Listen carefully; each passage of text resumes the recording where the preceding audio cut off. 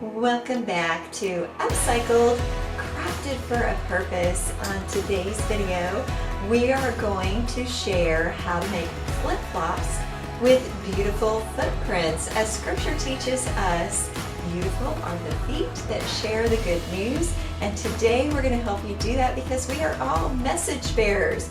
We all have an opportunity to share as ambassadors of how good and loving and true our God is with those around us, whether it's by the things that we wear or, more importantly, who we are, how we treat people, and the things that we do. We're all message bearers.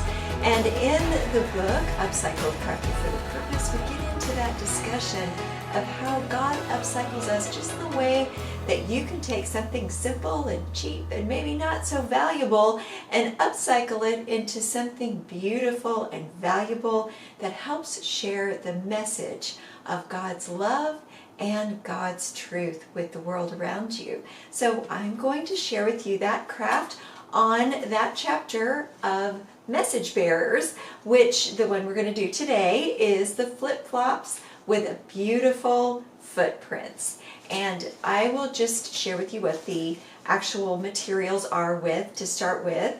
And I got some flip-flops from the dollar store. Flip-flops could be some old flip-flops that you have, as long as they're not super worn out. You could just repurpose those. You could maybe, if you really wanted to, just get a pair or two from the Goodwill near you or the thrift store, as long as they're in fairly decent shape. But they're so cheap at the dollar store, it's just as easy to do that. And if you had some old shoes that you only wore once or twice, that would be fine too. So you need at least a couple of pairs if you're going to do it the way I'm doing it. There are some other options you can use for your second pair where you're actually making the footprint. If you had a really thick foam rubber placemat, that would do. Or if you had some foam, craft foam that comes in sheets. Now I did try getting some at the dollar store, but as you can see, this is really thin. So this is not going to work. So be careful to get really thick craft foam if you do that. You're also going to want a really good X-Acto knife or craft knife, one that'll go all the way through whatever material you are cutting to make your design. And make sure that it's safe, so that if you're doing this with kids, don't give them a blade. Obviously, you're going to make sure that you're safe with that. You're going to need to either make or buy a stencil of whatever it is that you're designing to put on the bottom of your shoe for your footprint. I just went on Word document and I printed my own little stencils out. That's easy enough to do. You don't really need to go buy them. I would recommend maybe getting some thicker paper though. I used just regular copy paper and it kind of slid around a little bit. You could probably tape it down and do a little bit better, but I would recommend getting a little bit thicker paper to do that with. And then you're also going to need a really strong adhesive. Shoe glue is ideal, but if you don't happen to have shoe glue, there are some other strong adhesives. I'm going to try using E6000 to see if that actually holds and works. You can try some other ones. We'll see if that works. I mean, liquid nails would probably be good. So just choose something that's strong. Elmer's glue is not going to hold. You want something waterproof that's going to be super strong. And those are our materials for this craft. If you need clamps, that might be something else to have on hand to just hold it in place. Depending on what kind of adhesive you're using, you might need to have clamps to clamp that down. And we are ready to get started. So the first thing that you want to do, if you are using flip-flops, a second pair of flip-flops, you will want to pull out the thong part of the flip-flop. So what I did was I just simply pulled it out, and it comes out pretty easily. As you can see, this is not difficult to pull out. Just pop those out right there. So you pull it out and then you end up with just a sole. And if you don't have a sole, whatever it is your material is, get your material ready. And then you're going to print out and use your template. Now do keep in mind, depending on which side you want to show out, if that's important to you, it may not matter, but if you're using a placemat, it probably will matter a little bit more. Look at which side you want to have show out, because your design is actually going to have to come out backward. And I accidentally used the insole as my side that's going to face out, because I cut it right side around onto the back side of the outside of the sole. But this will not make a print that says what I want it to say. So I'm going to have to turn it so the inside of the sole is on the bottom, which is fine. It'll still work. It's still waterproof. But if you want the actual abrasive sole to be on the outside, you probably want to cut it backwards, because when you make a print, the print actually comes out in a mirror image. So when you're doing yours, choose how you want to do it. Now you can actually do it like this, where you have the sole cut out so that the whole sole is going to get glued on. Or you could cut out the individual pieces of your design and glue those onto the sole. If you're going to glue them so that the actual pieces of your design are on the outside of the sole, keep in mind that the outer edge of your sole is going to need some reinforcement, so that when you're walking on these shoes, you're not walking awkwardly, because if you have a design in the middle, the outside of the sole is going to need some reinforcement. So just keep that in mind, so that you will have to cut also a little trim piece around the edge. But that's a lot of little individual pieces to glue on. So what I'm going to recommend is that you go ahead and make this a negative image footprint, where you are cutting the letters out so that you can actually make a footprint where the footprint that's left is made through the holes in the sole, not through something sticking up off of your shoe. So we're going to try it that way first, because I think that will actually be easier.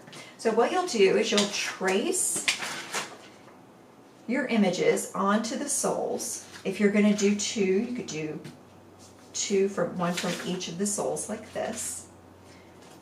And then when you're finished tracing them and cutting them out, and just keep in mind that once you start cutting them out, for example, if you're tracing it here, see how this is a little flimsy? You're going to take your time cutting this image.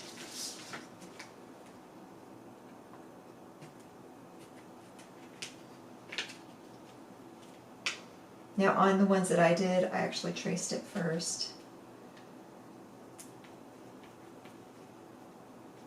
But keep in mind that you'll have to go over it again and again before it goes all the way through to here.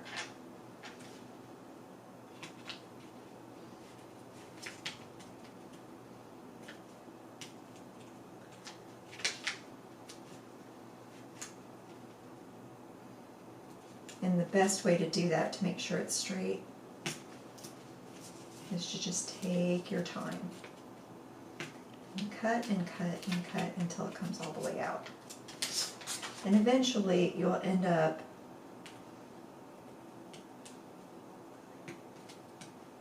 with an image that's a negative image there in the sole. And it'll come through, it'll come out. It actually is easier to cut these foam sandals from the dollar store than you would think. See how easily? But I would recommend getting a really nice X-Acto knife, because it does work a lot better than the cheaper ones.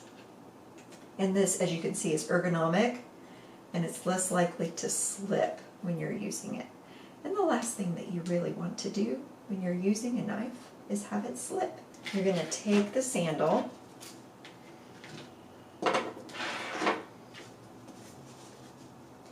and you're going to end up gluing it to the bottom of this.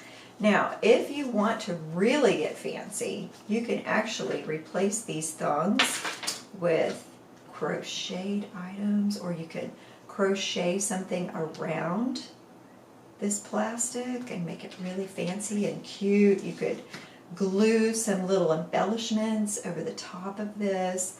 I'm not going to do that today, but those are just some suggestions so that if you're making this as a gift, then you can make it really super cute if you want. But for now, what we're going to do is just glue this together.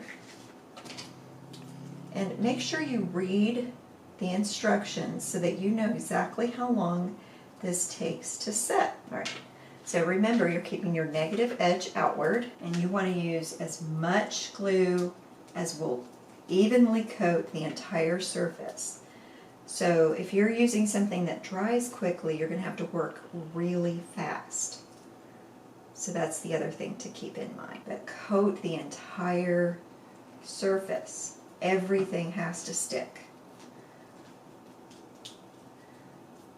Especially the little places that look like they're tiny little things sticking out in the middle of a letter.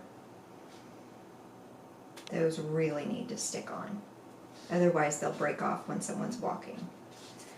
And the reason I would probably caution against something like crazy glue is that it does dry a little bit too fast to be able to coat the entire surface like this without it already drying before you stick it together.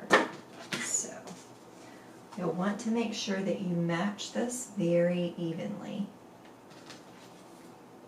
together when you're pushing it. Match it as evenly as you possibly can. And that's one of the benefits of getting 2 sets of shoes from, say, the Dollar Tree. And squish it. That's my technical term. I really like that technical term. Squish it together, making sure that it's sticking everywhere. And then once I've clamped it and it's dried, that's pretty much it. You've got your cute little flip-flop. So every time you leave a footprint, it'll say, Jesus loves you in the sand behind you. So I love that. You don't have to put Jesus loves you on yours. You can do whatever message that you want. You could do a Bible verse. You could do symbols. I did a heart symbol so that I could get more onto the shoe than just that one little phrase, Jesus loves you, would be really long. You could put half of your message on one shoe and half on the other, whatever you want to do to leave an inspiring message behind in the sand wherever you go. I hope that you enjoyed today's craft on making flip-flops with beautiful footprints to inspire those, because we all leave behind us a wake of something. Whatever people see in us, whatever they are feeling after they've been around us, we leave that with them when we leave them, our footprints, so to speak, literally and figuratively behind us. So think about that when you're making this craft or the other crafts in the book. What are you leaving behind as your impression on those around you? And feel free to check out in the book all the wonderful places where you could donate these crafts, because these could be great gifts for children's homes or domestic violence shelters or other places where people need to know that they are loved and that they are cared about by you and the organization you work with. Wherever you've made this craft, if you've made it together with others, you can go donate them together.